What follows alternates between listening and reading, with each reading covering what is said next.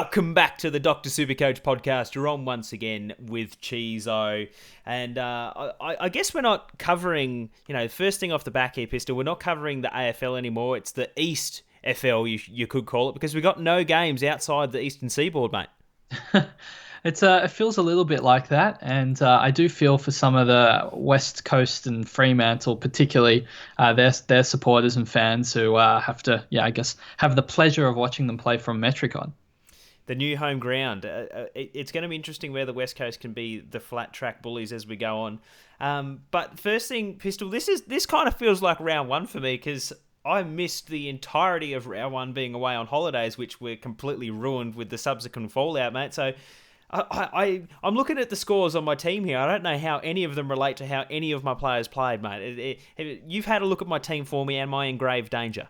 I have. This is actually pretty funny because you came back home, your computer blew up. You just ran over your team and you haven't actually been able to delve into the nitty gritty and determine exactly what needs to be done and why your players scored the way they did. So might be a little bit therapeutic for you, but your team's not in too bad shape. I think structurally it's set. You went a little bit heavier in the back line compared to some other people with 3 premiums. And that looks like a wise move given the job security issues many teams will be facing down back, I imagine. Well, that's what I'm hoping for. It was, it's tough being able to predict these things ahead of time, Pistol. So it's just one of my many talents there, mate. So although at 26 from Dylan Robertson, I'm still trying to track down some footage. I think he deleted it off all the AFL servers because he didn't want any Supercoach player to see him put up that after all the research we did in the preseason, mate. So I guess what's been happening in the time that you've been away from Supercoach, mate? You ever had anything to keep yourself busy? There hasn't been too much, but a little bit of a shout out to Apollo from our Slack community, who's been running a select card football fantasy game, I guess is the best way to describe it, where we've been purchasing packs and he's been generating scores for our teams every week. And we've had like a fast-tracked season. And we're able to compete against each other and play on a weekly basis, and we have our trade-ins and outs, and that's been super fun. So mostly been getting my fantasy football addiction just fed to me through that. So you've said addiction, mate. Is it true that you've spent your house deposit on trading AFL cards between other Slack members? Can you confirm or deny that? I don't think it's a house deposit if you can make a house out of the box of cards. House of cards! Oh! No, that wasn't even funny. But yeah, shouts to Paulo for that. You've been doing a mountain of work, and probably the only other person in the Southern Hemisphere that understands Excel as much as you do, Pistol. So that's certainly a match made in heaven.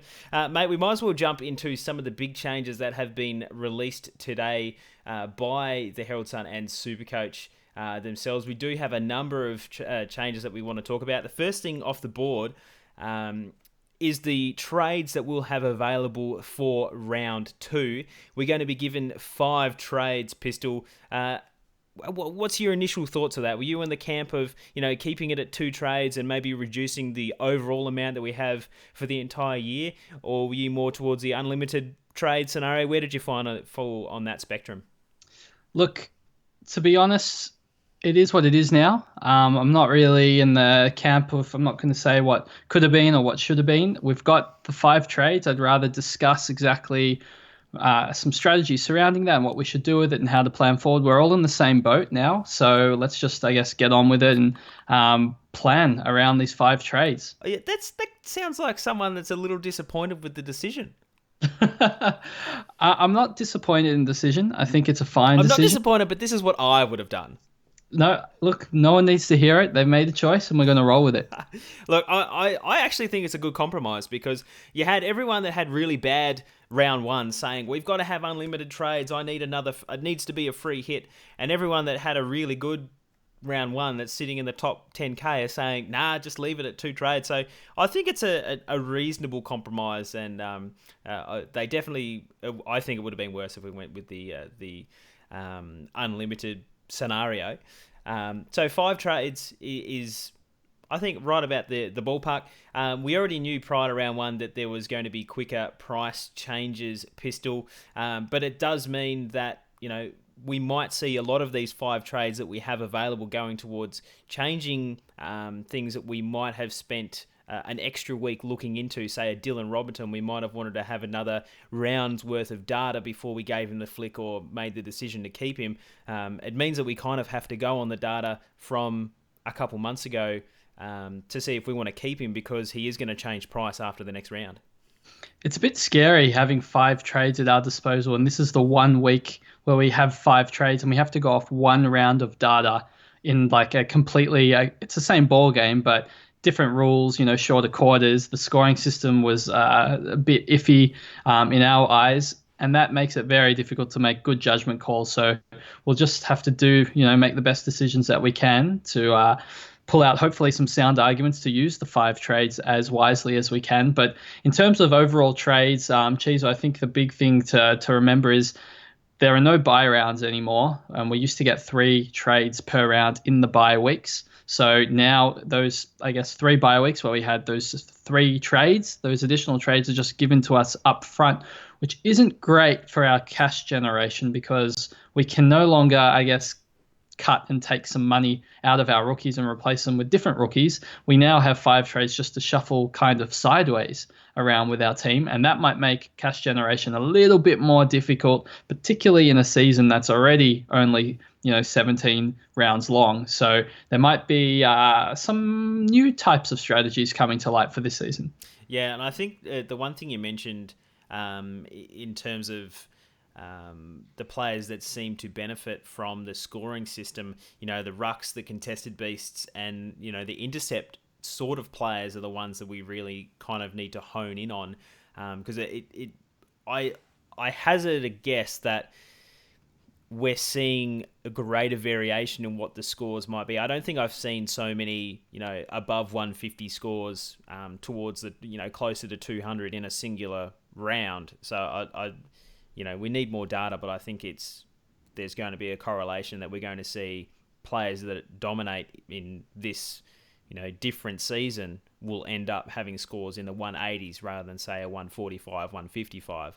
That's just something that we'll see develop over time, but it does make it more relevant that we need to jump on those players that seem to be benefited by the scoring system, the way that it's applied to the new game. So just something to look out for, and something that I think that I might be using some of my trades to fix my side. You do talk about the buys, and one of the things that I was really, last year, I really didn't take buys into consideration because I wanted to see just how much of an impact it would be if I tried to trade on the fly. I know we've talked about this before. I did all this buy research, I back-ended it, made sure I had a couple doggies in the midfield.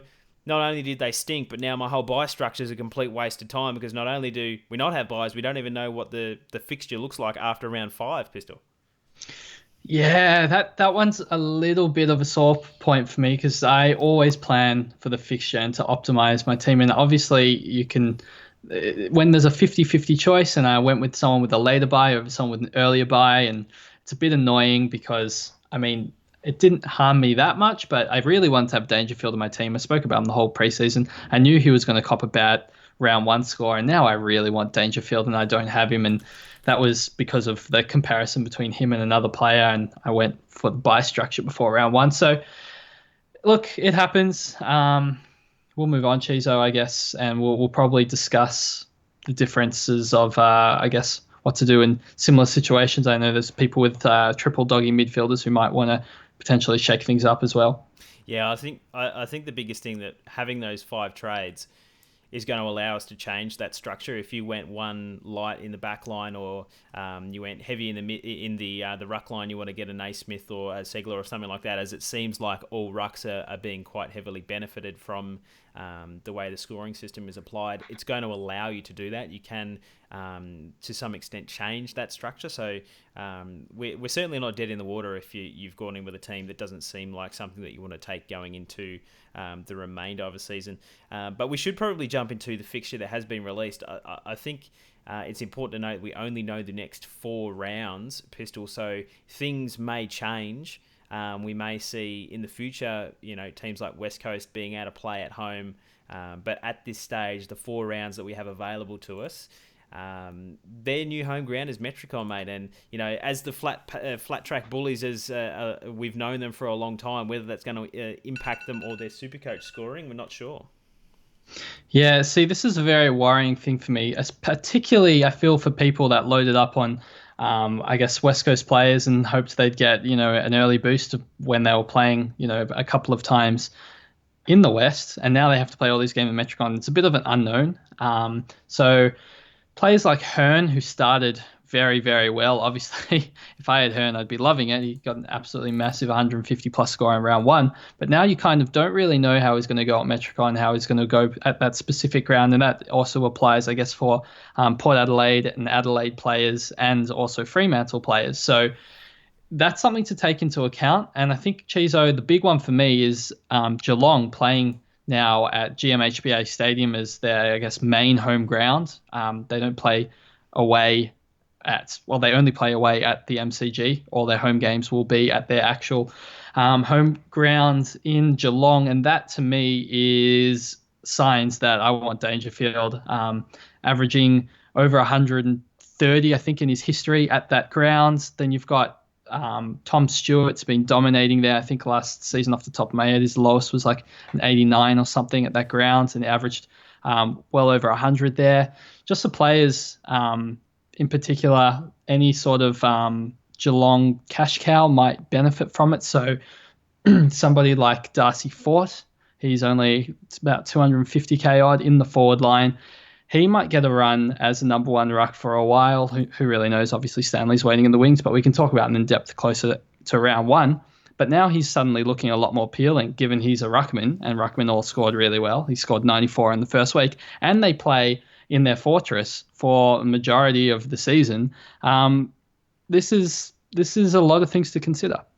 I mean, I think it's important to say right off the top that the MCG is not the Cats' home ground. If I've learned anything over the last 5 years, is that it's an arduous drive up the highway to get to the MCG. It really takes a lot of the energy out of you. So not by any means are we saying that the MCG is Geelong's home ground, but they do have 3 out of the 4. So I totally agree with you in that stage.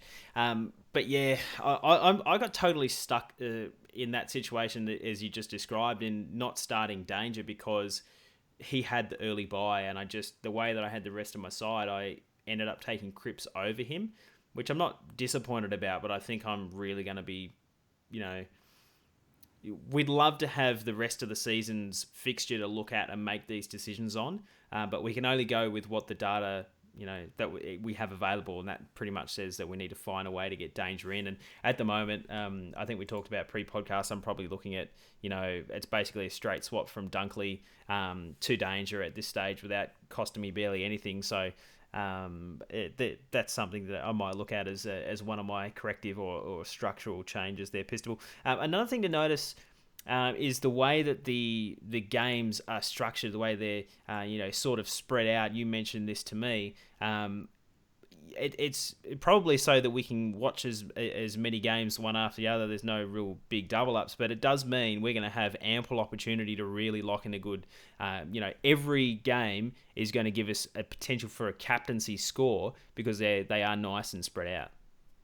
Yeah, they've done us a little bit of a favour here. We're finally able to actually see a full result of a game before locking in our captains. So I'm hoping I'll have less captaincy loophole fails this season. I mean, I just need to not have one. That was a sad round. Wow, that hurts. So it's just the Saturday night game that's the only overlapping match. So I think this will be controversial. The 6 p.m. game slot, most people are not happy with that on a Sunday night. I don't mind it, Cheezo. I like getting to watch all of the games of football. It's a Sunday night activity. I'm totally with you. Like, I can't see myself, if I was going to the football, to go and watch it, but I think seeing as everyone's pretty much going to be stuck at home anyway, I think there's going to be a lot of us being able to watch it anyway. So I've got no problem with it, as much as I've heard a bit of anger about it. But I think it's been pretty good fixturing. I think some teams are definitely going to benefit from it. Have we confirmed that each team plays everyone once? I think I read that somewhere. Yeah, well, if there's 17 rounds, it would be It's the AFL, mate. They might double up bloody Essendon and Collingwood for all we know. yeah, they just play each other every third week just to make money. Essendon and Collingwood Uh, will play round 3 and round 7 or something like that. No, in the AFL. no, yeah, everyone. Look, I'd say it's a fair fixture, but given where teams are playing, not particularly fair. I mean, the one thing to take away from that is that we can guarantee Danger's not getting another tag from De Boer. Yes, that's a big positive. Cheezo, you touched on earlier you potentially using a trade sideways Dunkley to Dangerfield. Have you had any more thoughts about what potentially you'd use your other trades for? It's a good question. I'm not terribly displeased with the team that I have. I think I started with a reasonably good balance between risk and safety with the players that I have. I think mostly I'm going to be waiting to see what sort of rookies make it into the round 2 teams, because so much has changed in 2 months that the rookies that we thought were going to get 3 or 4 games to start the season may not even have a spot now. We're talking about BZT, and even a Kavara might not have a spot. A Tom Green might not have a spot now. So I think it's going to be really, really important to not get too trigger happy on the sideways trades. If there is something obvious like a Dunkley to Danger situation like that for me, don't ignore it. But I wouldn't be doing 4 out of 5 trades planning to do a sideways, because I think we might find that the rookies that we have available for next round or the one upcoming may be significantly different to what we had in round 1. I'd love to know your thoughts on that. Yeah, I think cash generation is going to be key, right? You named a couple of rookies that might miss out if you have, Starcevic, Robertson, Bedford, all these players. I think McCasey and Davis are suspended as well for a week for the Adelaide thing. So there's a lot of players that are potentially missing rookies, and that's really going to stunt that cash generation. So for me, using the 5 trades is less about, I guess, getting the right premiums in. And, well, I mean, that should be a factor, but not the highest factor. I think that the top thing on everyone's wish list will be maximizing their potential cash gains and growth over the coming weeks. This is funny. I feel like this, as a whole, it's more going to be about getting the players with, I guess, burst potential, let's call it that. For example, if you were to play the slow and steady game and get your team to full premium, you'd probably be doing it by about round 14, as usual AFL seasons. But then you only have 3 rounds to really have that full premium team. If you were to finish a team at round 11 with a majority finished team, and then the other players just a little bit, I guess, cheaper and worse, you end up having 6 rounds of potentially massive scores and gains. So for me, I might try and play a different type of game where I'm focusing much more on value and players with high ceiling, and just try and, I guess, catch lightning in a bottle more often than I've tried to before. So I'm talking players, as I mentioned, like Fort. He's on my list. Viney, 186. I mean, the funny thing is, after a 186, when prices change after just 2 weeks, he's going to be making 100K, as my worst case scenario. So you could kind of look at him as a cash cow in a way. If he doesn't work out, great, I'll make 100K and then I'll trade him somewhere else. But potentially, he could be averaging 110, potentially, I say, given the contested style and nature of his game and the shorter quarters. And their draw is very nice as well in the first 4 weeks. So I'm looking at him. He's only 430K, so he's really cheap Cheezo, and that's kind of the lightning in the bottle that I'm talking about. But to facilitate this, Cheezo, people are wondering how you're going to get this money, and that leads us to probably the great debate, the biggest question that will need to be answered. And honestly, Cheezo, I think there is no right answer here, and that's, should I trade Gawn to Naismith? We'll be reading about that. There will be debates. And do you want to potentially lay out, I'm not sure how you want to do this, Cheezo. Do you want to potentially say the positives of sticking with Gawn over Naismith? And I might try and talk a bit about the other side, and we'll see how this goes. Well, I will attempt to do that, but I think I'll preface it by saying that you're totally bang on the money by saying that there's no right or wrong answer to this for everyone. This is going to be purely team-based. If you've missed something or you went with a structure that now no longer makes sense, maybe you went 2 premiums in the back line and you need to find the cash to get a Doherty, for example, if you're expecting him to, you weren't confident in taking him into round 1, you want to pick him up after his performance. It's going to be one of, I think Gawn might be the one to make way to get Naismith, because, as you say, I think this season we're going to see, I think it's going to be hyper aggressive. I think it's going to be a season of parkour. Pistol, we're going to be jumping on everything. Anything that looks like it's got some positive value, we're going to be jumping on it. But the Gawn-Naismith debate, I think the big positive with Gawn is he's got a really, really good run in the exposed games that we have seen. Just trying to think who we've seen. We've got Carlton in their first round. I don't think they have Cruiser. He's gone down. So I think it's Pitternet, right? Yeah. Pitternet, yeah. He's Essendon with average. Bellchambers. Average, Cheezo. Average again. Who else have we got here to look at? They've then got the Cats. So again, not a dominant. Not a dominant ruckman. And then rounding it off with the Swans. So I think with Naismith there. So I think that his next month is going to be really good. And you got to remember that Gawn was coming off a bit of a niggle to start the season as well. I think it was a hamstring, if I remember correctly. It's been a while now, Pistol, so don't quote me on that. But he was under a little bit of a cloud heading into round 1 anyway, so maybe he needed a little bit of a bit of time to recuperate as well. So heading into round 2, I see that the next month, I see there's definitely a case to keep Gawn if you wanted him to and it fits your structure, if you don't have a desperate need to find cash. Would you agree with that? Honestly, I think Gawn is going to be in the top 3 averaging players after the next month. So not including round 1, I think you'll find him averaging 130 plus over the next month. So I definitely think he's not going to perform poorly. Yeah, so why don't you take us through some reasons why you might want to trade him out after saying that he might be such a high scorer? Well, the thing that people need to realize is you're not replacing him with Naismith, expecting Naismith to try and keep close to Gawn's score. We're not that's completely unrealistic. You're picking Naismith because he's good value and it gives you 450k to play around with. Yeah. 450k, to put that in perspective, you could be getting a rookie to Fort, you could be getting a rookie to Viney, and you could be getting a rookie to Hill or Duday who are coming back. That's upgrading 3 players in your side and getting Naismith, who just is coming off 121. Do I expect him to average 121? No. If he can average 90, that would be, one, him making a lot of money because it's only 250k. He might be getting outscored by 40 points by Gawn, but with 3 upgrades across my field, I should be making back well over 40 points, or maybe not well over, maybe about 40 points.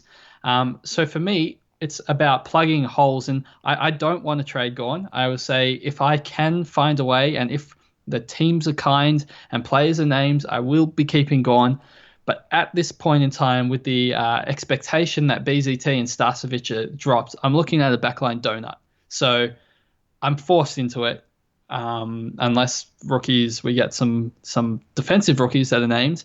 It's looking like I'm going to be forced into dropping Gawn to Naismith so that I can upgrade somebody in my backline to a premium just to escape a donut, which doesn't feel great, but it does allow me the flexibility to upgrade multiple positions for the rest of my team. And I think the unique thing about this year is this is around before the price changes. So we're able to have 1 game sample size. I know that's not much, but it's better than a 0 game sample size that we have at the start of the season, where we have to make our picks on who we think is going to be good and who is going to be bad. We actually have numbers. We can see that, Viney scored 186. We can see that 10 of the Ruckman scored above 100, and Darcy Ford's not included in that, and he scored 94.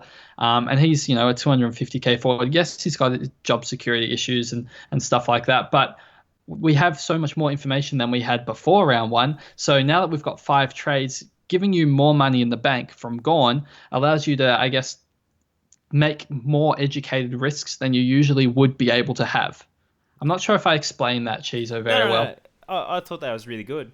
The thing that we have to mention is that because of the 2-round change, we're going to see more hyper aggression with this type of trading. We're going to see a lot of these premiums like Gawn. We might find it a bit more difficult to ride out some low scores because they're going to be hit so quickly from it. That I honestly think it's going to be difficult to have. It's going to be a race to who has the fully functioning side, because when you think about it, we were all going to be upgraded by round 14 or 15, and we had like 6, 7, 8 rounds worth of scoring at our premium to kind of, jostle out at the top. But now, if you can finish your side even 1 round before the rest of your competition, they don't have enough time after that to try and make up those points they just lost by holding that rookie for 1 extra week. Yep. So I think that while I don't want to trade out Gawn, I'm sitting here looking at 450k that's going to allow me to get Robin to someone. It might allow me to get BZT if he's dropped to someone like a Duday or someone like that. And suddenly I have a little bit more depth in the back line that I'm a little bit more confident with, and I've still got cash to spare probably. So as much as I agree with you in the fact that Gawn is probably going to be one of the top 3 scorers over the next month, he's got a really good run. He's probably over that niggle. And he's one of the best SuperCoach players in the game, with rucks getting seemingly benefited from the scoring system in the short format. He's just going to do similar to Dunkley and just drop like a fly because he's just so highly priced. So because of that aggression that we need to try and jump on any value possible this year to upgrade first and be the first to our full side, it's a really compelling argument in the opposite direction to trade him out and use that cash elsewhere. Whereas in the preseason, we were saying, you've got to hold Gawn because you've got 23 rounds to hold him through. With this shorter season, I can absolutely see the potential to, even in 3 rounds' time, we'll be burning through trades. At the same time, you might even find a period of time to get him back. Pistol, I will shout this to you. We've got 30 trades and 17 rounds remaining. Is there any reason not to be using your full allotment of trades every week from here on out? Some would probably say 16 rounds remaining. But I get your points. You obviously, if you're going to use 5 this week, you're down to 25 and I guess 15 rounds remaining. You're almost trading every single week. I guess you could hold off once or twice, or actually 5 times. But this season feels like a gung-ho season to me. I don't know if I'm misreading it. That might not be the right strategy. But if you're trying to, as you said, accrue points later in the season by catching up on people, the season just ends so quickly. Yeah, I don't think you can catch up. It would be difficult. Like, something would have to happen. So maybe someone gets ill or sick, or I don't know, there's a problem in the hub and there's mass changes. And I wouldn't be, if you had the extra let's trades, not set a premonition out. I don't know. Everything's going well in the world at the moment, Pistol. Let's not throw things out like that. But yeah, I agree. I think it's going to be very difficult to catch up. As you say, 15 rounds or 25 trades. I don't know. I think the solution that I'm seeing is trying to turn over as much cash as possible. I think a lot of rookies are going to get turned over before they've hit their peak. We might end up going 50k early on what they can potentially make. just to jump on that next bandwagon. Do you see the potential that a lot of us are going to be jumping on maybe some rookie priced selections? We've already talked about a Naismith that's going to jump in price. Do you see that as a trend that might go forwards into the season where, rather than going from rookie to premium, and upgrading that way to finish our side, do you see us kind of jumping from mid-price to mid-price, chasing that cash instead? I've thought about this a little bit, and it's mostly comes back to, I guess, previous seasons' precedents where the cheaper players at the beginning of the season that do really well, so like a Rowan Marshall as an example, Caleb Daniel, I guess, was a little bit cheaper. If you get those types of players at the beginning of the season, they obviously rise heaps in price, and that's great. But it's really hard to find a player midway through the season that's just cheap enough to jump on, that just like storms home. Like the reason is if they got to that price in the first place, they're probably doing something wrong. So it's way harder to do that, which is exactly why I want to try and capitalize with these 5 trades. As many of those, I guess, low priced, high scoring mid prices as possible, and try and really nail, them, and hopefully they turn into premiums. Like this is an opportunity that we don't usually have in SuperCoach, where we've got the information of which mid prices might score well. Like I would be very surprised if the best mid-pricer of 2020 is one that scored badly in round 1. Like it's likely going to come from one of the players that have already scored well and will continue to score well. And it's just about trying to find that one and make sure they're in my side for round 2. Yeah, and you've obviously talked about Naismith and Fort, so there's the potential that you're thinking that the shortened format, the way the scoring has been applied so far, as it seems to be favouring rucks, is that there's some of those mid-price players that you're looking to jump on heading into round 2 because you feel a little bit more confident that you're going to see some cash generation from them, as opposed to, say a Dylan Robertson who's a similar price but playing a lockdown role in round 1 didn't really, it really showed a negative effect. So it's worth jumping on that, as you say, using that 1 round worth of data to just go ham with those 5 trades. Is that sort of what you're thinking? Am I picking up on what you're trying to put down for us? Yeah, pretty much. And coupled with the fact that there's price changes after 2 rounds, it's even less risky to jump on someone who's already got 1 good score in their system, because they're going to change price next week. So yeah, they're definitely going to go up. You're going to get something out of it. Like whether or not you get, 150K, that's probably not going to happen, but you could walk away with 100K off a failed pick, which that seems to me to be perfectly fine this season. A good question I saw on Twitter was, in our Slack, was do you want to, I'm stuffing up this question already, but are trades valued at 150K, which is, I guess, the benchmark of previous seasons? And I think that's a fantastic question, because this season I don't think trades are valued at 150K.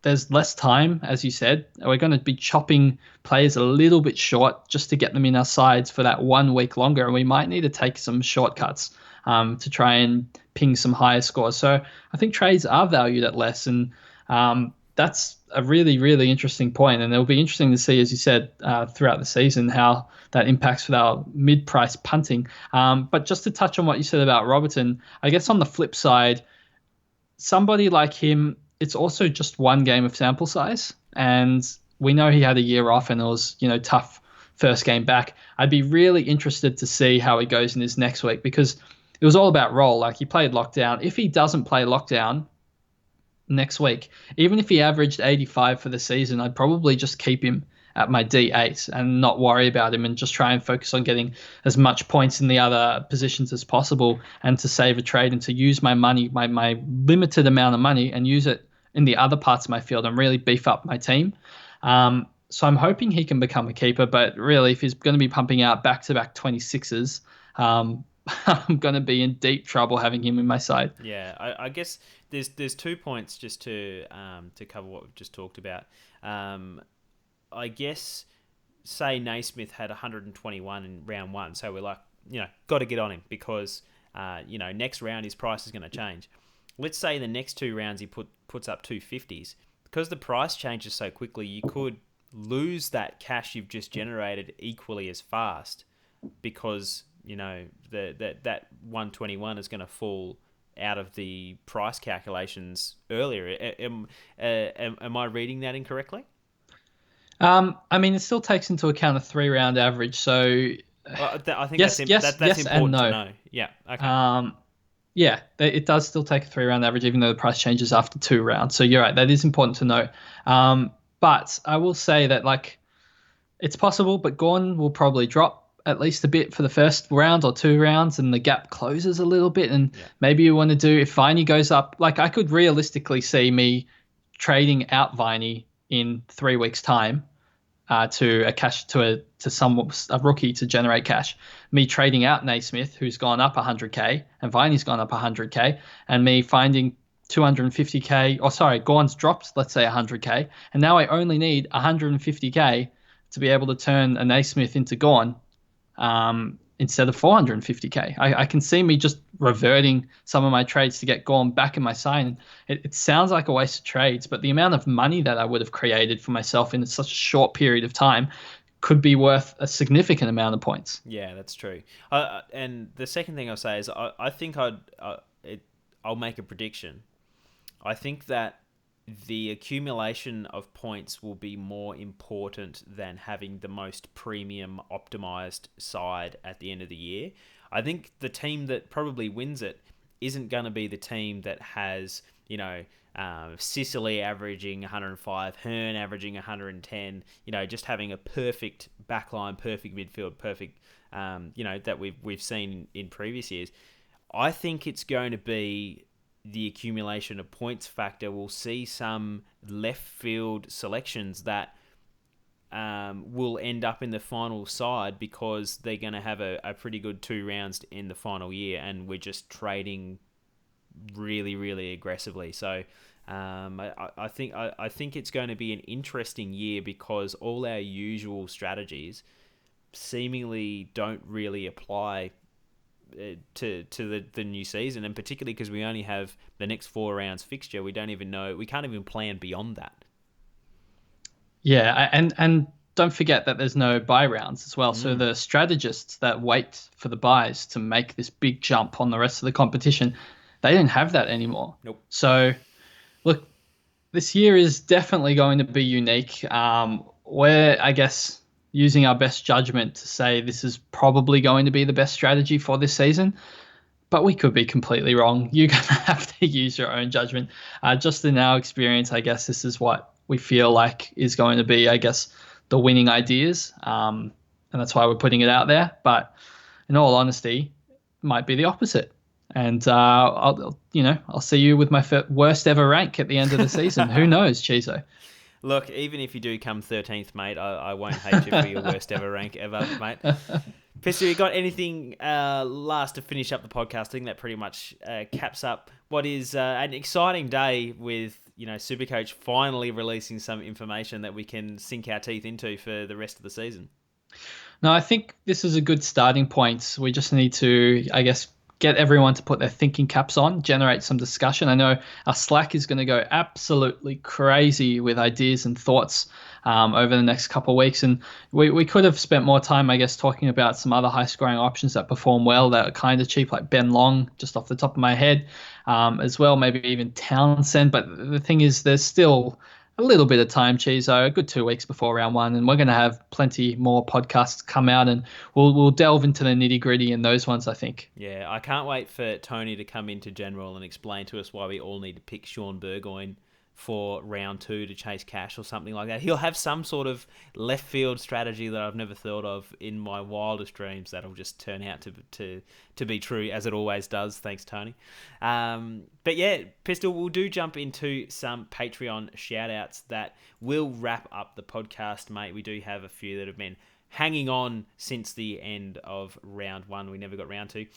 We do have Nathan Harris, Dan Barr, John Elditch, Ryan Harper, Lockie Young, Blue, Matty Shower, Troy Jones, Chad, Rob Hull, Mick Thomas, Kyle Chandler, Philip Siggs, Emily Chalice, another one from Insider Slack, love your work, Prime.